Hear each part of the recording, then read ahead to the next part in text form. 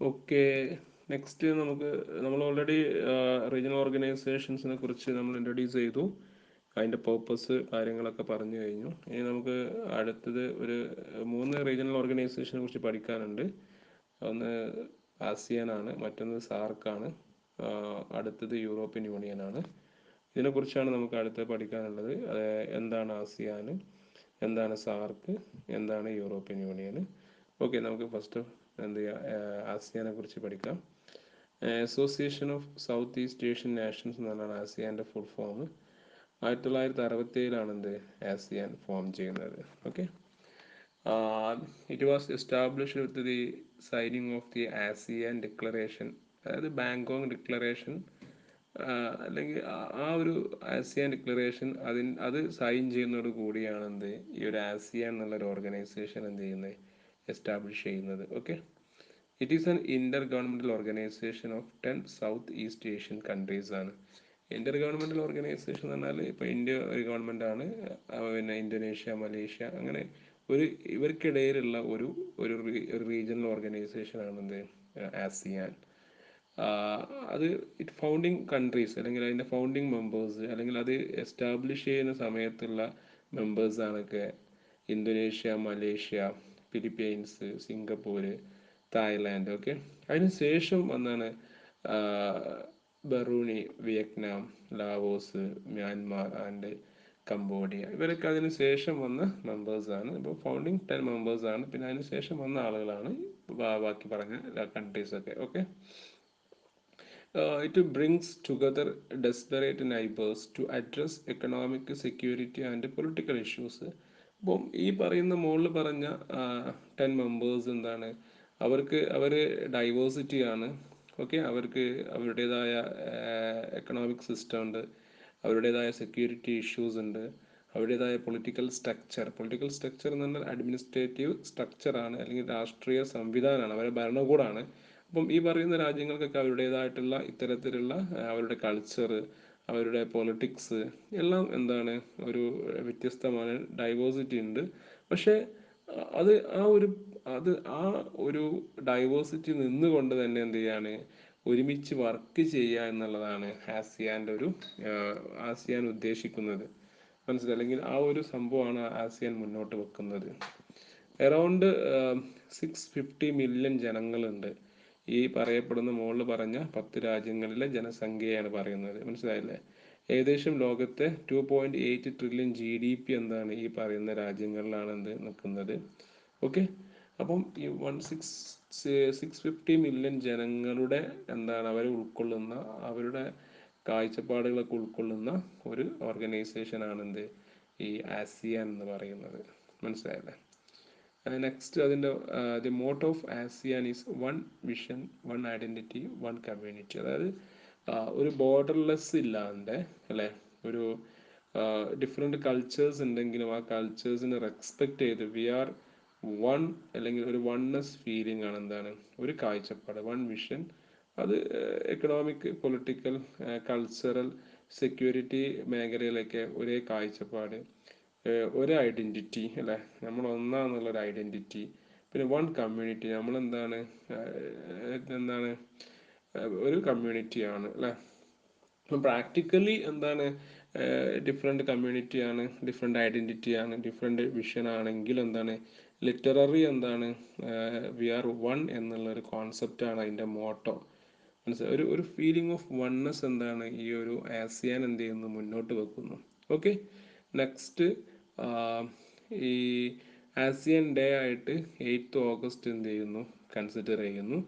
അതിൻ്റെ ആസിയാൻ്റെ secretariat ഇന്തോനേഷ്യയിലെ ജാക്കർത്തയിലാണ്. Okay, അപ്പോൾ അതൊക്കെ നോട്ട് ചെയ്ത് വെക്കുക. ഒബ്ജക്റ്റീവ് ടൈപ്പിൻ്റെ ഭാഗത്ത് എന്നാണ് ആസിയാൻ ഫോം ചെയ്തത്, ആസിയാൻ്റെ മോട്ടോ എന്താണ്, മനസ്സിലായില്ലേ, ആസിയാൻ്റെ ക്വാർട്ടേഴ്സ് എവിടെയാണ്, ആസിയാനിൽ എത്ര മെമ്പേഴ്സ് ഉണ്ട് എന്നുള്ള കാര്യങ്ങളൊക്കെ ഒബ്ജക്റ്റീവ് ടൈപ്പിൽ ചോദിക്കാൻ സാധ്യതയുള്ളതാണ്. അപ്പോൾ അതൊന്ന് നോട്ട് ചെയ്ത് വെക്കുക കേട്ടോ. Next, ASEAN plays a central role in Asian economic integration. അതായത് ഏഷ്യൻ എക്കോണമിക്, അതായത് ഏഷ്യ എന്നുള്ള ആ ഒരു കോണ്ടിനെൻറ്റിലെ എക്കണോമിക് ഇൻ്റഗ്രേഷൻ എന്താണ് ഒരു പ്രധാനപ്പെട്ട റോള് ആസിയാൻ എന്ത് ചെയ്യുന്നു, ചെയ്യുന്നു. spearheading negotiation among Asia-Pacific nations to form one of the world's largest free trade block. അതായത് ഏഷ്യയിലെ തന്നെ ഒരു ഫ്രീ ട്രേഡ് ബ്ലോക്സ് എന്ന് പറയുമ്പോൾ ബാരിയേഴ്സ് ഇല്ലാതെ free movement of goods and service between the ASEAN members എന്നുള്ള ഒരു കോൺസെപ്റ്റ് ഡെവലപ്പ് ചെയ്യാൻ വേണ്ടിയിട്ട് എന്താണ്, അല്ലെങ്കിൽ അത് പ്രാക്ടിക്കൽ ആക്കാൻ വേണ്ടിയിട്ട് മുൻകൈ എടുത്തുകൊണ്ടിരിക്കുകയാണ് ആര്, ആസിയാൻ. അപ്പം അതാണ് എന്ത് world largest free trade blocks. മനസ്സിലായില്ലേ? അപ്പോൾ ആ ഒരു സംഭവം, അതായത് ഗുഡ്സ് ആൻഡ് സർവീസ് ഒക്കെ ഫ്ലോ ചെയ്യുന്നത് നിങ്ങൾക്ക് അറിയാമല്ലോ കാര്യങ്ങളൊക്കെ. അപ്പോൾ അതിന് വേണ്ടി മുൻകൈ എടുക്കുകയാണ്. അതിന് വേണ്ടിയിട്ട് എന്താണ് അറൗണ്ട് 6 ഫ്രീ ട്രേഡ് അഗ്രിമെന്റ്സ് എന്താണ് വിത്ത് അതർ റീജിയണൽ എക്കണോമിക്സ്. അത് ഈ ആസിയാന് മറ്റുള്ള റീജിയണൽ ആയിട്ടുള്ള ഏഷ്യയിലുള്ള മറ്റുള്ള രാജ്യങ്ങളുമായിട്ട്, ഫോർ എക്സാമ്പിൾ ഇന്ത്യ, ചൈന, മനസ്സിലായി, ഈ രാജ്യങ്ങളുമായിട്ടൊക്കെ എന്തായിട്ടുണ്ട്, ഫ്രീ ട്രേഡ് അഗ്രിമെന്റ് സൈൻ ചെയ്തിട്ടുണ്ട്. അതാണ്. അപ്പോൾ ഒരു ഒരു വലിയൊരു ബൃഹത്തായിട്ടുള്ള ഒരു എക്കണോമിക് നെറ്റ്വർക്ക് എന്ത് ചെയ്യുക, എസ്റ്റാബ്ലിഷ് ചെയ്യുക across the Asian continent as well as എന്ത് ചെയ്യുക ഔട്ട് ഓഫ് കോണ്ടിനെന്റ്, അതായത് ഔട്ട് ഓഫ് ഏഷ്യൻ. മനസ്സിലായി? അപ്പോൾ ആ രൂപത്തിലൊരു വലിയൊരു economic network, free trade network establish ചെയ്യുക എന്നുള്ളതാണ് എന്ത് ആസിയാൻ്റെ പ്രധാനപ്പെട്ട ഉദ്ദേശങ്ങൾ. നെക്സ്റ്റ് ആസിയാൻ കമ്മ്യൂണിറ്റി എന്നുള്ളൊരു കോൺസെപ്റ്റാണ്. അപ്പോൾ ആസിയാൻ എന്നുള്ളൊരു കമ്മ്യൂണിറ്റി, നമ്മൾ നേരത്തെ പറഞ്ഞു ആസിയാൻ്റെ ഒരു മോട്ടോ ആണ് എന്ത്, one community, one vision, one identity. അതിലൊരു ആസിയാൻ കമ്മ്യൂണിറ്റി എന്നുള്ള ഒരു കോൺസെപ്റ്റാണ് നമ്മൾ ഡിസ്കസ് ചെയ്യാൻ പോകുന്നത്. അതിന് 3 പില്ലേഴ്സ് ആണുള്ളത്. ഒന്ന് ആസിയാൻ പൊളിറ്റിക്കൽ സെക്യൂരിറ്റി കമ്മ്യൂണിറ്റിയാണ്. ആസിയാൻ പൊളിറ്റിക്കൽ സെക്യൂരിറ്റി കമ്മ്യൂണിറ്റിയാണ് എന്ത് ആസിയാൻ കമ്മ്യൂണിറ്റി എന്നുള്ള കോൺസെപ്റ്റിലെ ഒന്നാമത്തെ പില്ലർ, അല്ലെങ്കിൽ അതിൻ്റെ ഒരു സ്ട്രക്ചർ, അതിൻ്റെ ഒരു പ്രധാനപ്പെട്ട ഭാഗം എന്നുള്ളതാണ് കേട്ടോ. Okay. It aims to promote regional peace and stability by enhancing regional resilience എന്നാണ്. അതായത് അതിൻ്റെ ലക്ഷ്യം എന്ന് വെച്ചാൽ റീജിയണൽ പീസ് ആൻഡ് സ്റ്റെബിലിറ്റി ഒക്കെ എൻഹാൻസ് ചെയ്യുക എന്നുള്ളതാണ് എന്ത് ഒന്നാമത്തെ ആസിയാൻ പൊളിറ്റിക്കൽ സെക്യൂരിറ്റി കമ്മ്യൂണിറ്റിയുടെ ലക്ഷ്യങ്ങൾ. പിന്നെ to cooperate in all fields based on the principles of self-confidence, self-reliance, mutual respect and cooperation. അതായത് എല്ലാ മേഖലയിലും political, economic, security, trade, culture, എല്ലാ മേഖലയിലും എന്ത് ചെയ്യാണ്, പരസ്പരം ബഹുമാനിച്ച്, പരസ്പരം അംഗീകരിച്ച്, പരസ്പരം റെസ്പെക്ട് ചെയ്ത്, പരസ്പരം കോപ്പറേറ്റ് ചെയ്ത് എന്ത് ചെയ്യുക, എല്ലാ മേഖലയിലും ഇടപെടുക എന്നുള്ളതാണ്. അതാണ് അതിൻ്റെ ഒരു ലക്ഷ്യം, അല്ലെങ്കിൽ അത് ഉദ്ദേശിക്കുന്നത്. Okay. To build a strong and viable community of nation in South East Asia. അത് ഈ ഏരിയയിൽ എന്താണ് നല്ലൊരു സ്ട്രോങ് ആയിട്ടുള്ള വൈബിൾ ആയിട്ടുള്ള ഒരു കമ്മ്യൂണിറ്റി ബിൽഡ് ചെയ്യുക. മനസ്സിലായില്ലേ? അണ്ടർ ദി ആസിയാൻ ഫ്ലാഗ്, മനസ്സിലായില്ലേ? അല്ലെങ്കിൽ അണ്ടർ ദി ആസിയാൻ സെറ്റപ്പ്, അല്ലെങ്കിൽ അണ്ടർ ദി ആസിയാൻ ഫൂട്ട് എന്നൊക്കെ പറഞ്ഞാൽ ആ ഒരു അതിൻ്റെ കീഴിൽ. ഓക്കെ. അതുപോലെ to promote confidence building measures and establish a nuclear weapon free zone in South East Asia. അതായത് ഈ കോൺഫിഡൻസ് ബിൽഡിംഗ് മെഷേഴ്സ് എന്ന് പറഞ്ഞാൽ രാജ്യങ്ങൾ തമ്മിലുള്ള പ്രശ്നങ്ങൾക്ക് എന്ത് ചെയ്യാണ്, ഒരു കോൺഫിഡൻസ് ഉണ്ടാക്കുക. മനസ്സിലായല്ലേ? അതായത് പ്രശ്നങ്ങൾ പരിഹരിക്കാൻ ശ്രമിക്കുക. അങ്ങനെ ഇഷ്യൂസ്, അതായത് റിഫ്റ്റ്, കോൺഫ്ലിക്റ്റ്, വാർ, അല്ലേ, ഇതൊക്കെ എന്താണ് ഇതൊക്കെ ഉണ്ടാവുന്ന സമയത്ത് എന്താണ് അവർക്കിടയിൽ എന്ത് ചെയ്യുക, ഒരു കോൺഫിഡൻസ് ബിൽഡിംഗ് മെഷേഴ്സ്, അല്ലേ, പരസ്പരം അങ്ങോട്ടും ഇങ്ങോട്ടും മനസ്സിലാക്കി സഹകരിച്ച് മുന്നോട്ട് പോകുന്ന ഒരു സാഹചര്യം ഉണ്ടാക്കിയെടുക്കുക. അതേമാതിരി ന്യൂക്ലിയർ വെപ്പൺ ഫ്രീ സോൺ, അതായത് സൗത്ത് ഈസ്റ്റ് ഏഷ്യയിൽ എന്തില്ല, സൗത്ത് ഈസ്റ്റ് ഏഷ്യയിൽ എന്താണ് ഒരു ന്യൂക്ലിയർ വെപ്പൺ ഇല്ലാത്ത ഒരു ഫ്രീ സോൺ ആക്കി മാറ്റുക. അതായത് ഒരു ന്യൂക്ലിയർ വെപ്പൺ ഫ്രീ സോൺ ആക്കി മാറ്റുക എന്നുള്ളതാണ്. കാരണം ഒരു ന്യൂക്ലിയറൈസേഷൻ എന്ന് പറഞ്ഞാൽ എന്ത് ചെയ്യാണ്, രാജ്യങ്ങൾ തമ്മിൽ പരസ്പരം പ്രശ്നങ്ങൾ ഉണ്ടാകുമ്പോഴാണ് എന്ത് പലപ്പോഴും ന്യൂക്ലിയർ വെപ്പൺ ഒക്കെ രാജ്യങ്ങൾ എന്ത് ചെയ്യുക, സ്വന്തമാക്കുക. അപ്പോൾ ഇന്ത്യയും പാകിസ്ഥാൻ, അല്ലേ, ഇന്ത്യൻ്റെ കയ്യിൽ 1974-84 സമയത്തൊക്കെ ഇന്ത്യ എന്താ പറയുക ന്യൂക്ലിയർ എക്സ്പ്ലോഷനൊക്കെ എക്സ്പെരിമെൻ്റ് ഒക്കെ നടത്തി. ഇന്ത്യയുടെ കയ്യിൽ എന്തുണ്ട്, ന്യൂക്ലിയർ വെപ്പൺ ഉണ്ട്. പാകിസ്ഥാൻ്റെ കയ്യിൽ എന്തുണ്ട്, ന്യൂക്ലിയർ വെപ്പൺ ഉണ്ട്. അപ്പോൾ ഇങ്ങനെ പരസ്പരം പ്രശ്നങ്ങൾ ഉള്ളത് കൊണ്ടാണ്, അല്ലെങ്കിൽ ടെറർ ഉള്ളത് കൊണ്ടാണ്, ത്രെട്ട് ഉള്ളത് കൊണ്ടാണ് എന്ത് അപ്പോൾ അങ്ങനത്തെ ഈ കാര്യങ്ങൾ ഒഴിവാക്കി കഴിഞ്ഞാൽ ഇത്തരത്തിലുള്ള ന്യൂക്ലിയർ ആയുധങ്ങളൊക്കെ മാറ്റി വെക്കാൻ പറ്റും. അങ്ങനെ ഒരു ന്യൂക്ലിയർ ഫ്രീ സോണാക്കി സൗത്ത് ഈസ്റ്റ് ഏഷ്യനെ മാറ്റുക എന്നുള്ളതാണ് എന്ത് ഈ ഒരു പൊളിറ്റിക്കൽ സെക്യൂരിറ്റി കമ്മ്യൂണിറ്റിയുടെ ഒരു ലക്ഷ്യം.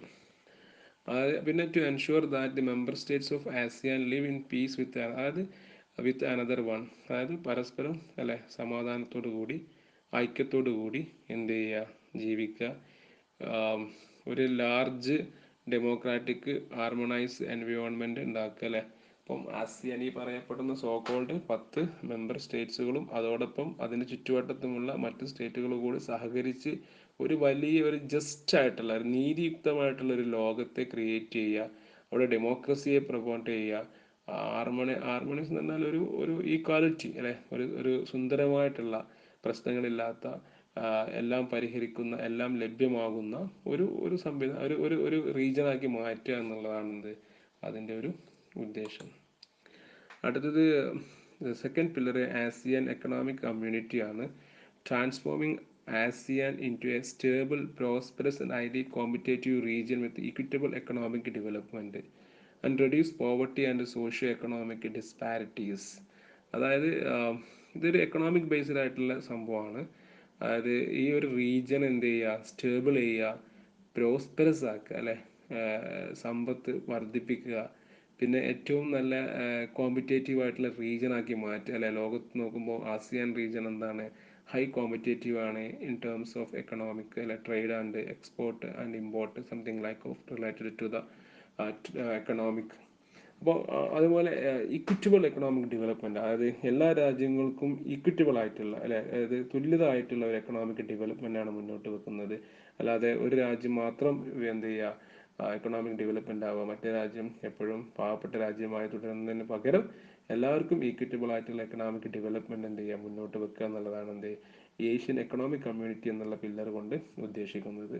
Reduce poverty and socio economic disparities, അതായത് നേരത്തെ പറഞ്ഞ പോലെ ദാരിദ്ര്യം കുറച്ച് കൊണ്ടുവരിക, സോഷ്യോ എക്കണോമിക് ഡിസ്പാരിറ്റീസ് എന്ത് ചെയ്യുക, ആ ഡിഫറൻറ്റ് ഉണ്ടല്ലോ, ആ ഡിഫറൻസ്, ആ socio economic difference between the member states ഇല്ലേ, അതെന്ത് ചെയ്യുക, റെഡ്യൂസ് ചെയ്ത് കൊണ്ടുവരിക.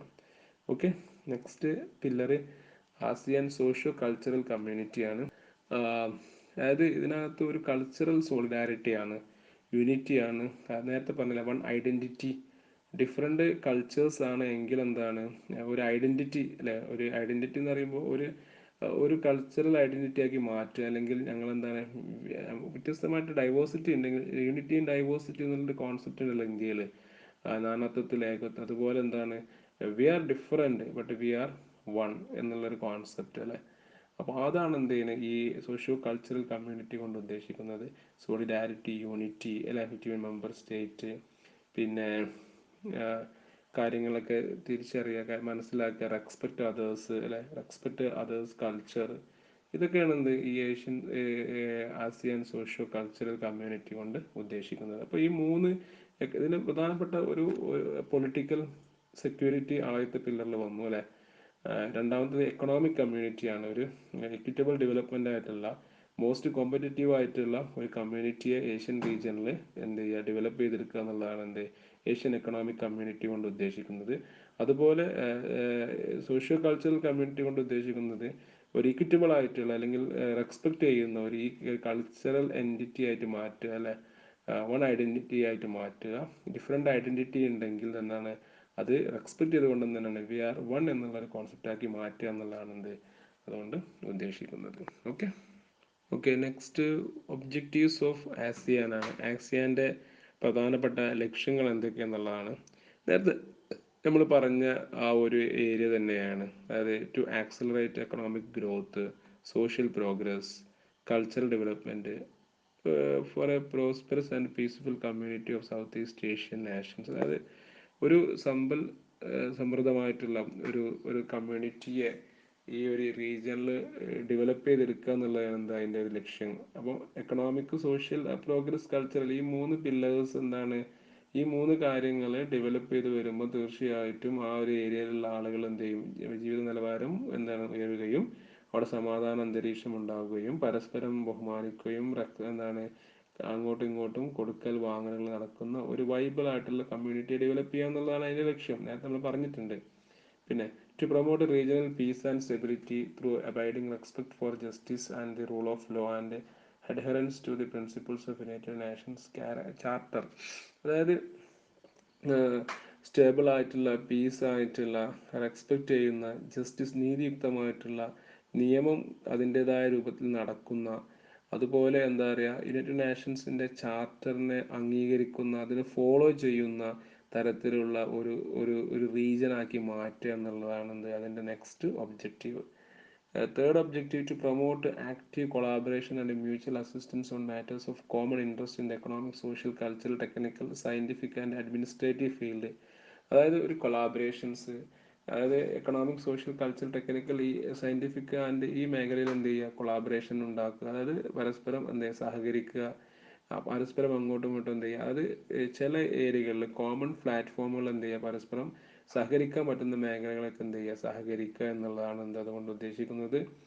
അതുപോലെ to collaborate more effective for the greater utilization of agriculture and industries, expansion of their trade എന്ന് പറഞ്ഞാൽ ഏഷ്യൻ ആസിയാനിലെ മെമ്പർമാരുടെ trade, improvement of transportation between the ASEAN countries and communication facilities between the ASEAN countries and rising the living standards of the people. അപ്പം agriculture ഉപയോഗിക്കുക, industry expand ചെയ്യുക, ഇവർ തമ്മിലുള്ള communications അല്ലേ, ഇപ്പം എന്ത് വേണം, കോറിഡോർസ്, റോഡ്, റെയിൽവേ സംവിധാനങ്ങൾ, അപ്പം ട്രാൻസ്പോർട്ടേഷൻ സംവിധാനങ്ങളൊക്കെ ഡെവലപ്പ് ചെയ്യുക. അങ്ങനെ ഒരു ഒരു movement of goods and service along with men, മനസ്സിലായല്ലേ. അപ്പോൾ ഹ്യൂമൻ ബീയിങ് അവർ അങ്ങോട്ടും ഇങ്ങോട്ടും പോവുക, അങ്ങനെയൊക്കെയുള്ള സംഭവങ്ങളൊക്കെയാണ് എന്ത് അതിൻ്റെ ഒരു ഒബ്ജക്റ്റീവ്സ് എന്ന് പറയുന്നത്. Okay. Next objective, to promote South East Asian studies. അതായത് ചില എന്താ പറയുക, ഇത്തരത്തിൽ ഈ ഒരു സമൂഹത്തെ അല്ലെങ്കിൽ ഈ ഒരു ഏരിയയിൽ പഠിക്കാനുള്ള ആളുകളെ കുറിച്ച് പഠിക്കുന്ന സ്റ്റഡീസൊക്കെ എന്ത് ചെയ്യുക, പ്രൊമോട്ട് ചെയ്യുക. അതുപോലെ എന്താണ്, നിലനിൽക്കുന്ന ഇന്റർനാഷണൽ ആൻഡ് റീജിയണൽ ഓർഗനൈസേഷനുമായിട്ട് എന്ത് ചെയ്യാൻ ബെനിഫിറ്റ്, ഇപ്പം സാർക്കുമായിട്ട് കൊളാബറേഷൻ ആവുക, യൂറോപ്യൻ യൂണിയനുമായിട്ട് കൊളാബറേഷൻ ആവുക, അപ്പോൾ അതുപോലെ UN ആയിട്ട് എന്ത് ചെയ്യുക, കൊളാബറേഷൻ. അപ്പോൾ ഇന്റർനാഷണൽ ആൻഡ് റീജിയണൽ ഓർഗനൈസേഷനൊക്കെ എന്താണ് ഒരു ക്ലോസ് റിലേഷൻഷിപ്പ് എന്ത് ചെയ്യുക, മെയിൻറ്റെയിൻ ചെയ്യുക, അങ്ങനെ ബെനിഫിറ്റ് ആയിട്ട് മാറുക എന്നുള്ളതാണ് എന്ത് ഇതിൻ്റെ ഒരു ലക്ഷ്യങ്ങൾ. നെക്സ്റ്റ് ഇത് ആസിയാൻ ഫണ്ടമെന്റൽ പ്രിൻസിപ്പിൾസ് ആണ്. എന്തൊക്കെയാണ് ആസിയാൻ്റെ ഫണ്ടമെൻ്റൽ ആയിട്ടുള്ള പ്രിൻസിപ്പിൾസ് എന്ന് പറയുമ്പോൾ ഫിലോസഫിയാണ്, തത്വങ്ങളാണ് അല്ലേ. അപ്പോൾ അതെന്താണെന്ന് വെച്ചാൽ നമ്മൾ ലീഗ് ഓഫ് നേഷൻസിൻ്റെ പ്രിൻസിപ്പിൾസ് ഇതൊക്കെ എന്താണ് അതിൻ്റെ ഒരു ഫിലോസഫിയാണ്. അതുപോലെ ആസിയാൻ്റെ ഫണ്ടമെൻ്റൽ ആയിട്ടുള്ള പ്രിൻസിപ്പിൾസ് എന്ന് പറഞ്ഞാൽ mutual respect for the independence, sovereignty, equality, territorial integrity and national identity of all Nations. അത് പരസ്പരം എന്ത് ചെയ്യുക, മനസ്സിലാക്കുക, മറ്റുള്ളവൻ്റെ പരമാധികാരത്തെ അംഗീകരിക്കുക, ഈക്വാലിറ്റി പ്രൊമോട്ട് ചെയ്യുക, പ്രാദേശികമായിട്ടുള്ള റീജിയണൽ ഇൻറ്റഗ്രിറ്റി എന്ത് ചെയ്യുക, പ്രൊമോട്ട് ചെയ്യുക, നാഷണൽ ഐഡൻറ്റിറ്റി അല്ലെ ഓഫ് ഓൾ നേഷൻ, എല്ലാ രാജ്യങ്ങളുടെയും നാഷണൽ ഐഡൻറ്റിറ്റിയെ റെസ്പെക്റ്റ് ചെയ്യുക. ഇതൊക്കെയാണ് അതിൻ്റെ ഒരു ഫണ്ടമെൻ്റൽ ആയിട്ടുള്ള. സോ നോർമലി എല്ലാം ഇതൊക്കെ നമുക്ക് അറിയുന്ന കാര്യങ്ങൾ തന്നെയാണ്. Don't need to more explanation about that. Okay, come to next point. The right of every state to lead its national existence free from external interference, subversion or cohesion. അതായത് ഒരു എന്താ പറയുക, എൻക്രോച്ച്മെൻറ്റ് അല്ലെങ്കിൽ ഒരു ഒരു കടന്നുകയറ്റം അല്ലെങ്കിൽ രാഷ്ട്രീയ, സാമ്പത്തിക, സാമൂഹിക, സാംസ്കാരികമായിട്ടുള്ള ഒരു രാജ്യം മറ്റു രാജ്യത്തിൻ്റെ മുകളിൽ കടന്നാക്രമിക്കുക, അല്ലെങ്കിൽ അത് ഒരു അങ്ങനെയുള്ള ഒരു തരത്തിലുള്ള വിവേചനം കാണിക്കുക, അതൊന്നും എന്ത് ചെയ്യാൻ പാടില്ല എന്നുള്ളതാണ് എന്ത് പറയുന്നത്, മനസ്സിലായില്ലേ. അവരെ റെസ്പെക്റ്റ് ചെയ്യുക എന്നുള്ളതാണ് അതിൻ്റെ ഒരു ലക്ഷ്യം. പിന്നെ non interference in the internal affairs of one another. അത് മറ്റുള്ളവരുടെ കാര്യങ്ങൾ കൈകടത്താതിരിക്കുക, അവരുടെ കാര്യങ്ങൾ ഇടപെടാതിരിക്കുക. അതുപോലെ എന്തെങ്കിലും ഇഷ്യൂസ് എമർജ് ചെയ്യാണ് ബിറ്റ്വീൻ മെമ്പർ സ്റ്റേറ്റ്സ്, എന്ത് ചെയ്യുക, ഡിസ്പ്യൂട്ട് എന്ത് ചെയ്യുക, അത് സെറ്റിൽ ചെയ്യുക വിത്ത് പീസ്ഫുൾ മാനർ, മനസ്സിലായില്ലേ. പിന്നെ അതേമാതിരി ടു അവോയ്ഡ് ത്രെറ്റ് അല്ലേ, അതായത് ത്രെട്ട് മറ്റു രാജ്യങ്ങൾ എന്ത് ചെയ്യുക, ഇപ്പം ഈ ഈ ആസിയാനിലുള്ള കുറച്ച് പവർഫുൾ ആയിട്ട് രാജ്യങ്ങൾ ഉണ്ടാവും.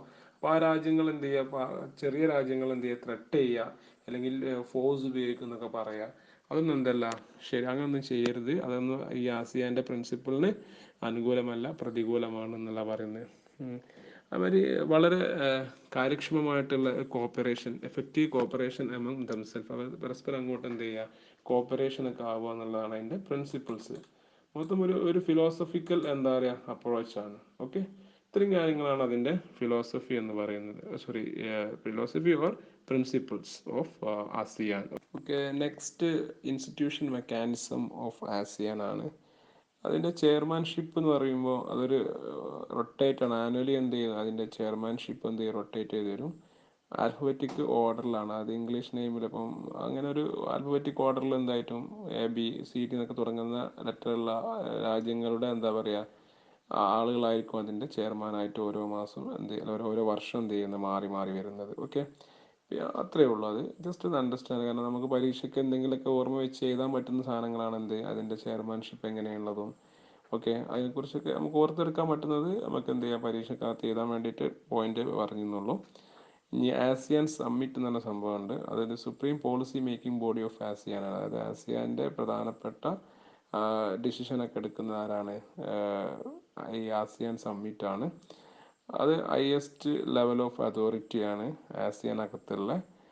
അതിൻ്റെ ചാർട്ടർ പ്രകാരമാണ് എന്ത് ചെയ്യുന്നത് ആ കാര്യങ്ങൾ. ചാർട്ടർ ഉണ്ട് ആസിയാന്. അപ്പോൾ അതിൻ്റെ അടിസ്ഥാനത്തിലാണ് എന്ത് ചെയ്യുക അത് വർക്കൗട്ട് ചെയ്യുന്നത്.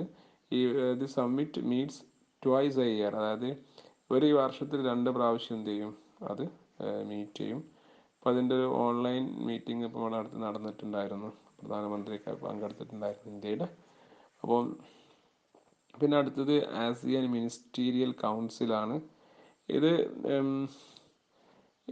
Charter established 4 important new ministerial bodies to support the summit. അതായത് ഈ സമ്മിറ്റിന്, അതായത് ആസിയൻ സമ്മിറ്റിനെ എന്താ പറയുക സപ്പോർട്ട് ചെയ്യാൻ വേണ്ടിയിട്ട് എന്താണ് ഉണ്ടാക്കിയെടുത്ത ഒരു സംഭവമാണ് എന്ത് ആസിയൻ മിനിസ്റ്റീരിയൽ കൗൺസിൽ എന്ന് പറയുന്നത്.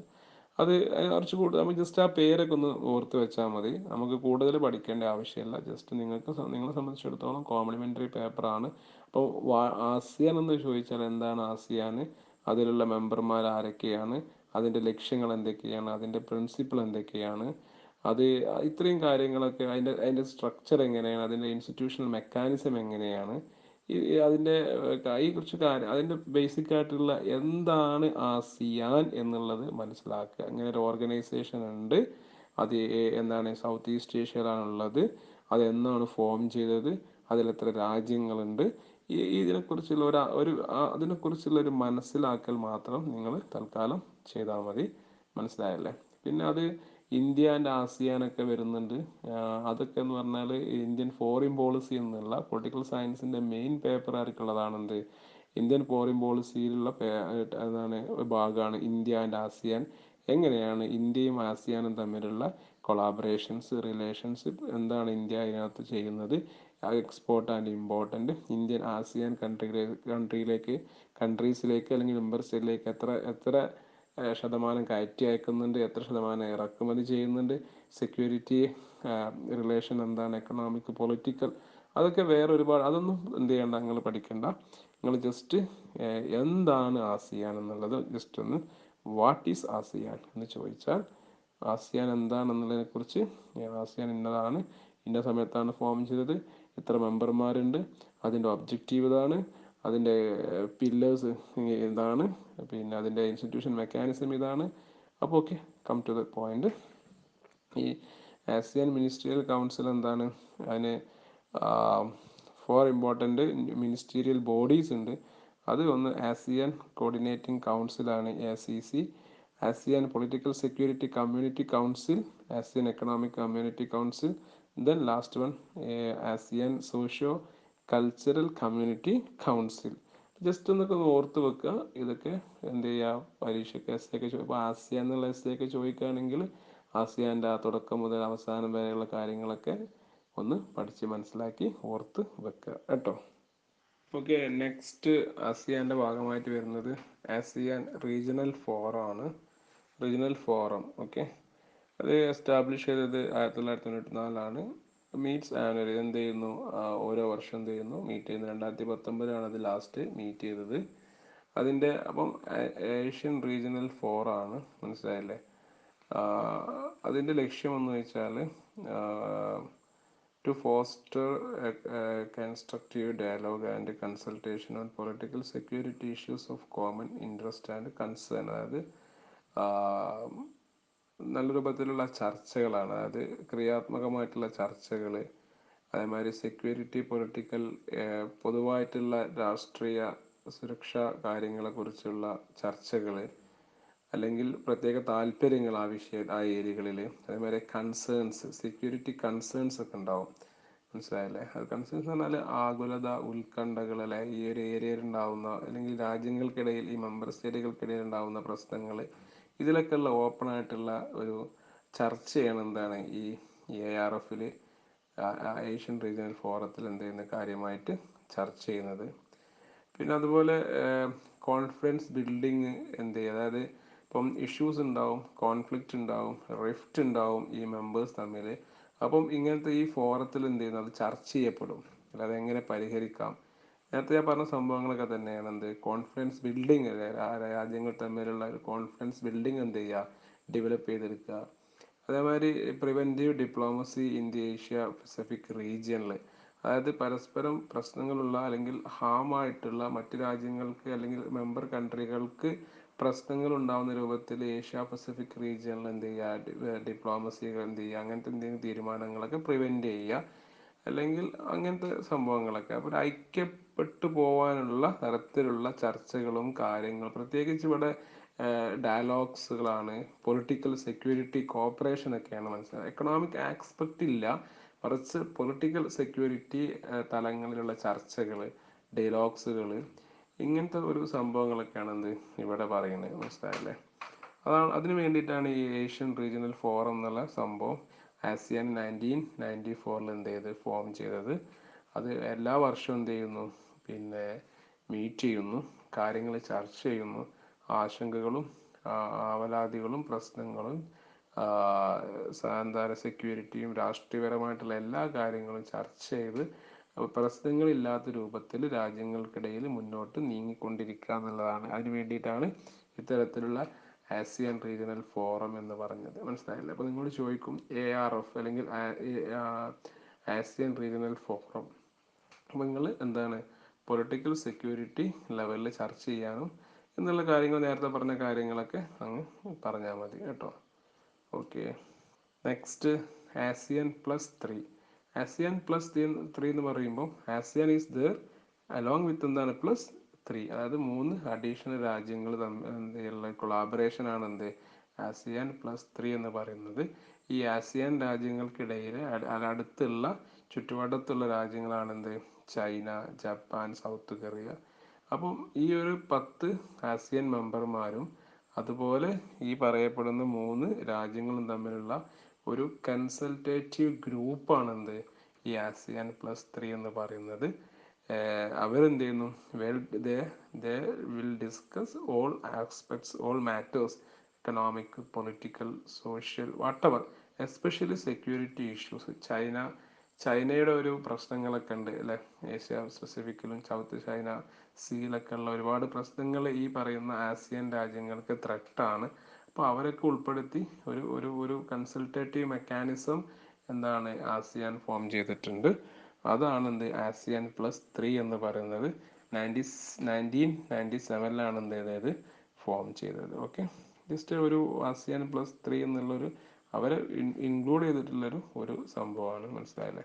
ഈ 10 മെമ്പർമാരെ കൂടെ പുതിയൊരു 3 മെമ്പർമാരും കൂടി ആഡ് ചെയ്തിട്ട് കാര്യങ്ങളൊക്കെ പറഞ്ഞ് മനസ്സിലാക്കി, പ്രശ്നങ്ങളുണ്ടെങ്കിൽ അതൊക്കെ ചർച്ച ചെയ്ത് ഏതെല്ലാം മേഖലയിൽ to cooperate in all possible fields. Okay, അടുത്തത് ഈസ്റ്റ് ഏഷ്യ സമ്മിറ്റ് ആണ്, EAS. അത് നേരത്തെ പറഞ്ഞ അതുപോലെ തന്നെ എന്താണ്, summit seeks to promote security and prosperity in the region and is usually attended by the heads of the state from ASEAN, Australia, China, India, Japan, New Zealand, Russia, South Korea and United States. അപ്പം എന്ന് വെച്ചാൽ ഇതൊരു ഒരു east Asian submit ആണ്. ഇതിൽ പങ്കെടുക്കുന്ന രാജ്യങ്ങളാണെന്ത് അതിൽ ഇല്ലാത്ത, അതായത് ASEAN ഇല്ലാത്ത രാജ്യങ്ങളൊക്കെയാണ് എന്ത് അതിൽ യൂഷ്വലി സാധാരണമായിട്ട് ഈ ഒരു ചർച്ചകളിലൊക്കെ പങ്കെടുക്കുന്ന രാജ്യങ്ങളാണെന്ത്. ഇതൊരു സബ്മിറ്റ് ആണ്. ഈ സബ്മിറ്റിൽ ഓസ്ട്രേലിയ, ഇന്ത്യയൊക്കെ എന്ത് ചെയ്യുന്നു, പങ്കെടുക്കുന്നു. മനസ്സിലായല്ലേ? അപ്പോൾ ഈ ഒരു 10 മെമ്പേഴ്സിൻ്റെ കൂടെ പ്രധാനപ്പെട്ട ആ ഒരു ചുറ്റുവട്ടത്തുള്ള ഇന്ത്യ സൗത്ത് ഏഷ്യൻ കൺട്രിയാണ്. ഓസ്ട്രേലിയ, അതുപോലെ ചൈന, ജപ്പാൻ, ന്യൂസിലാൻഡ്, റഷ്യ, ഒരു പ്രധാന സൗത്ത് കൊറിയ, അതേമാതിരി യുണൈറ്റഡ് സ്റ്റേറ്റ്സ് ഒക്കെ എന്ത് ചെയ്യുന്നു, ഈ ഒരു ഈസ്റ്റ് ഏഷ്യൻ സമ്മിറ്റിൽ പങ്കെടുക്കുന്നു. ഇത് മുന്നോട്ട് വെച്ചത് ആരതാണ്? ആസിയാൻ്റെ ആണ്. അപ്പോൾ അതിൻ്റെയൊക്കെ ലക്ഷ്യങ്ങളെന്ന് വെച്ചാൽ മറ്റുള്ള രാജ്യങ്ങളുമായിട്ട് ഒരു ഓപ്പൺ ഡയലോഗ്സ്, കൊളാബറേഷൻസ്, കോപ്പറേഷൻസ് അല്ലെ, in all field, especially economic and political security ഫീൽഡിലൊക്കെ എന്ത് ചെയ്യുക, ഈ പറയപ്പെടുന്ന രാജ്യങ്ങളുമായിട്ടൊക്കെ ഒരു ബന്ധം ഉണ്ടാക്കാനാണ് എന്താണ് ഈസ്റ്റ് ഏഷ്യൻ സബ്മിറ്റ് ഒക്കെ എന്ത് ചെയ്യുന്നത്, ഇവർ നടത്തുന്നത്. ഓക്കെ.